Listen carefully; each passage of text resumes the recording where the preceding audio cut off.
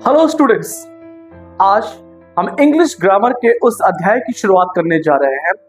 यदि यह अगर आपको समझ में आ जाए तो आपकी आधी ग्रामर अपने आप मजबूत हो जाएगी।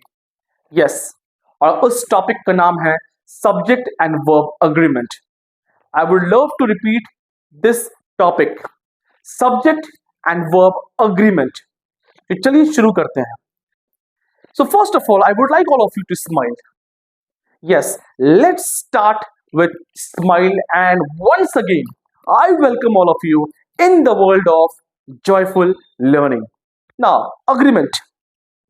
See here, can see here two hands joining together. दो हाथ जुड़ रहे हैं। ये क्या है? ये अग्रीमेंट है, ये मेल मिलाप है, ये संबंध है, ये जुड़ाव है।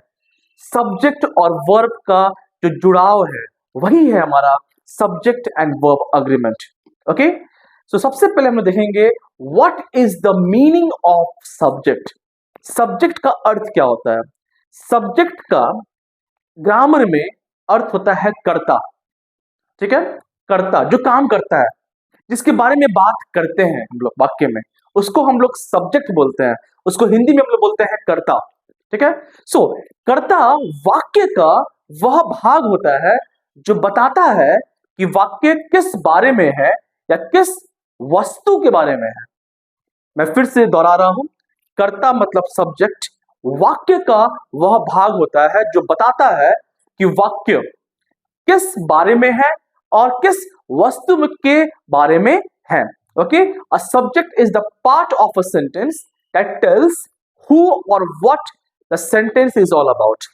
आई repeat, subject is the part of a sentence that tells who or what the sentence is all about. ठीक है, now let me give an example. Rahul plays cricket. Rahul cricket खेलता है। now who, कौन क्रिकेट खेलता है? कौन क्रिकेट खेलता है? इसका आंसर क्या होगा? राहुल। तो राहुल becomes the subject. तो राहुल क्या है यहाँ पे? subject. second example, the dog is barking. The dog is barking. कुत्ता भौंक रहा है। फिर वही चीज, कौन भौंक रहा है? किसके बारे में वाक्य है? इसका आंसर क्या होगा? कौन भौंक रहा है? The answer is dog. So dog is barking. Dog becomes the subject. The dog becomes the subject. Third is she writes a letter. She writes a letter. वह पत्र लिखती है। कौन पत्र लिखता है? Who writes the letter?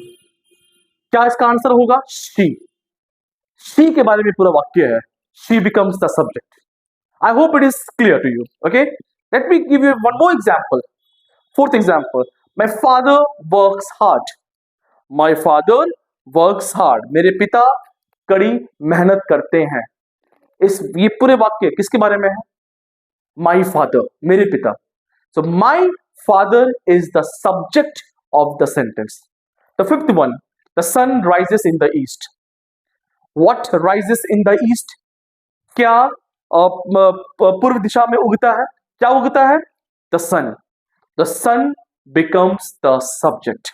Okay, so a subject is the part of a sentence that tells us who or what the sentence is all about. कर्ता वाक्य का वह भाग होता है जो बताता है कि वाक्य किसके बारे में है या किस वस्तु के बारे में है। कि अब हम लोग जानेंगे कि how to find the subject. Subject को कैसे हम खोजेंगे? How to identify the subject. Subject को कैसे पहचानेंगे? अब तक आप लोग इस बात को समझ गए होंगे, फिर भी मैं आपको बता रहा हूं। जब भी आपको सब्जेक्ट पता करना होगा किसी भी वाक्य में, ठीक है, कर्ता क्रिया से पहले कौन या क्या का उत्तर देता है। मैं फिर बोल रहा हूं, subject answers the question who और व्हाट। हु और व्हाट, हु का मतलब होता है कौन और व्हाट का मतलब होता है क्या। इसका जो भी आंसर होगा वो हमारे वाक्य का सब्जेक्ट होगा। Let me give you an example, let me give you some more examples. Sanjay baked a cake. Sanjay baked a cake. Sanjay ने केक बनाया। क्वेश्चन, किसने केक बनाया? Who baked a cake. Who का आंसर क्या हो गया? Sanjay. Sanjay becomes the subject. Next, the phone rang loudly. The phone rang loudly. Now, the phone तो कोई इंसान नहीं है, कौन बजा तो नहीं बोलेंगे हम लोग, क्या क्या बहुत तेज बजा, क्या बहुत तेज आवाज किया. What rang loudly या what rang, what का आंसर क्या आएगा यहाँ पे, the phone आएगा. The phone becomes the subject. Let me give you third example. John and Lisa organized the event. John and Lisa organized the event. किसने organise किया event को, एक प्रोग्राम को किसने ऑर्गेनाइज किया, किसने संचालित किया, इसका आंसर क्या होगा, John and Lisa. John and Lisa ने संचालित किया, सो John and Lisa, it becomes the subject. Late me give you another example. Finishing the project took all day. Finishing the project took all day. इस project करने में पूरा समय बीत गया. Finishing the project. What took all day? क्या पूरा दिन लगा दिया. What took all day? क्या पूरा दिन लगा दिया. क्या आंसर होगा, Finishing the project. ये हमारा क्या हो गया, सब्जेक्ट हो गया. Finishing the project took all day. Okay, so subject answers the question who or what. I hope it is clear to you. अब verb क्या है हम अगले वीडियो में देखेंगे. I just want to teach you step by step, slowly.